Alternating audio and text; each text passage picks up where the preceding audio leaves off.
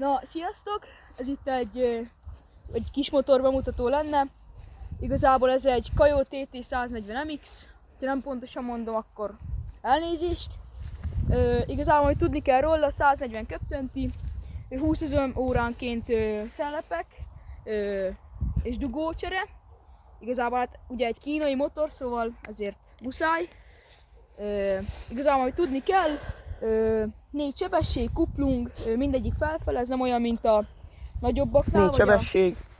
Vagyis ugye a gyáriknál, mert ugye ott az egyes az lent van, itt mindegyik fent. Ugye olajhűtéses, ez fontos. Igen, gyári minden rajta, kivéve a fékpofa. Az ott az a kék. Az rendelve lett, mert előző nagyon el volt kapva. Igazából hát soros, mert használva van. Persze. Ki van használva a motorja, most annyira télen nem. Nyáron meg tavasszal össze jobban van használva. Ilyenkor nem annyira használjuk, meg nem is fogjuk lemosni.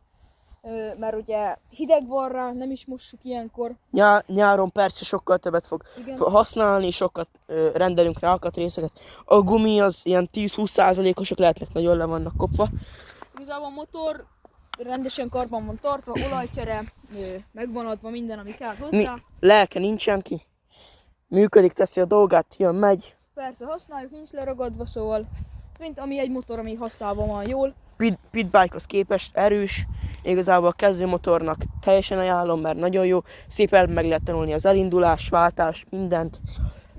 Persze lehet ezt is gyilkolni, de... Körülbelül olyas, mint egy 125-ös, mert igen. elég, mert ugye inkább a 125-ösből, meg a 150-esből van több, ez elég ritka darab.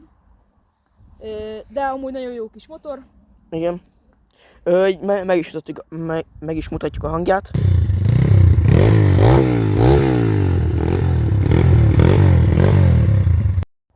Na, hát ez a kis bemutató ennyi lenne. Még majd szerintem találkozunk, vagy nem tudom, persze lesz. Motoros videók. Majd GoPro, ilyesmi majd lesz. Persze, majd lesz. Haveruntunk elkérjük. Ő lesz majd az operatőr. Ja, többek közt.